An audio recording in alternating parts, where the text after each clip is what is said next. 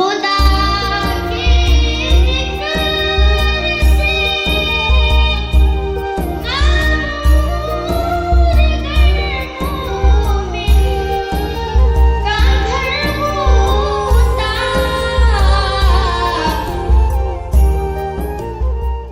ورحمۃ اللہ وبرکاتہ.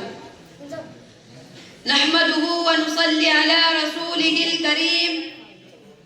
أما بعد فأعوذ بالله من الشيطان الرجيم. بسم الله الرحمن الرحيم. قل هذه سبيلي أدعو إلى الله على بصيرة أنا ومن اتبعني وسبحان الله وما أنا من المشركين. صدق الله العظيم. وقال النبي صلى الله عليه وسلم: يا أبا سفيان جئتكم بكرامة الدنيا والآخرة. ابھی میں طفل مکتب ہوں نواعظ ہوں نہ مولانا. ابھی میں طفل مکتب ہوں نواعظ ہوں نہ مولانا. تمنائیں دل میں گونجی ہیں سنا دوں حق کا پروانہ. وہ بجلی کا کڑکا تھا یا صوت ہادی. وہ بجلی کا کڑکا تھا یا صوت ہادی. عرب کی زمین جس نے ساری ہلا دی. صدر محترم، معزز اساتذہ اکرام اور حاضرین جلسہ اور میرے ہم مکتب ساتھیوں،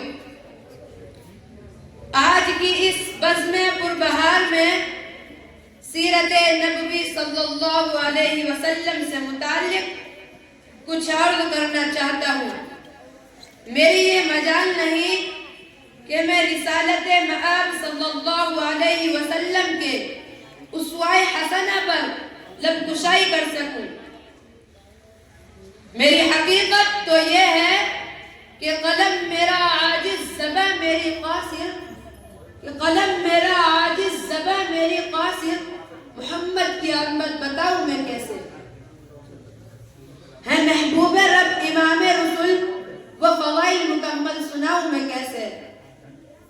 لیکن پھر بھی میں آپ حضرات کے سامنے سیرت نبوی صلی اللہ علیہ وسلم کو موضوع گفتگو بنا کر کچھ نہ کچھ کہنے کی جسارت کر رہا ہوں.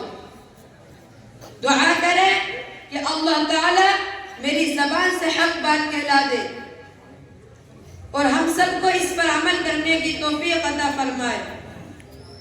دوستو، قبل اس کے کہ میں کچھ گفتگو کروں، میں مناسب ہی نہیں بلکہ ضروری سمجھتا ہوں کہ ایک بار بآواز بلند آپ حضرات درود شریف کا ہدیہ پیش کریں.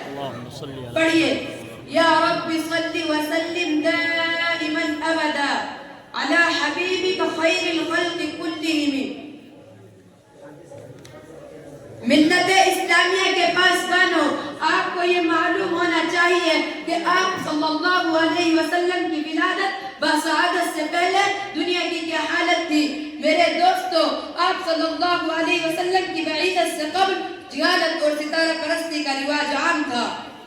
لوگوں نے اپنا ہوش و حواس کھو رکھا تھا.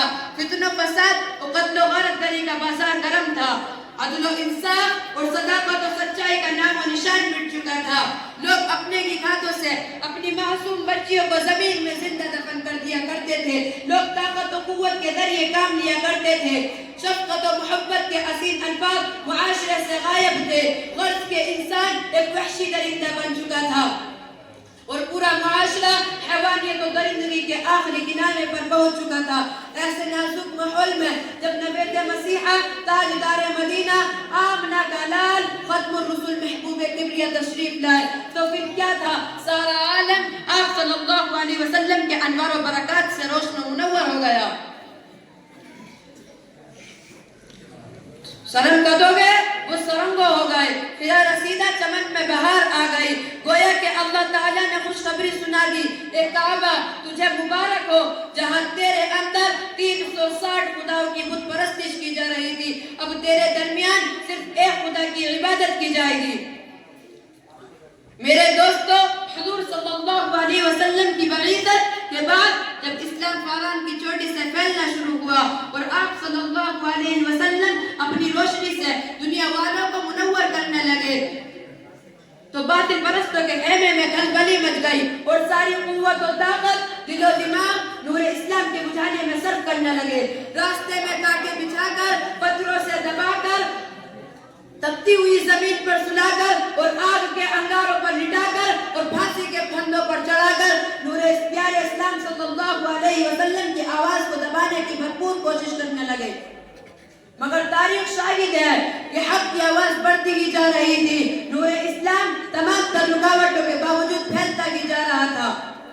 کسی نے کیا ہی خوب کہا ہے، نور خدا ہے کفر کی حرکت پر خندائے زن، نور خدا ہے کفر کی حرکت پر خندائے زن، بھوکوں سے یہ چراغ بجھایا نہ جائے گا۔ میرے دوستو، کیسی سنگین گھڑی تھی، کتنا بھیانک منظر تھا، مگر ان سب کے باوجود رسول صلی اللہ علیہ وسلم کی باتوں سے منہ نہ موڑا۔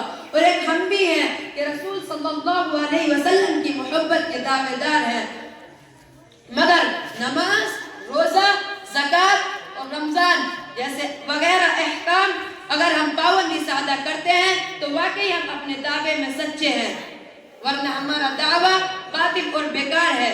اسی پر میں اپنی بات کو ان اشعار کے ساتھ ختم کرتا ہوں۔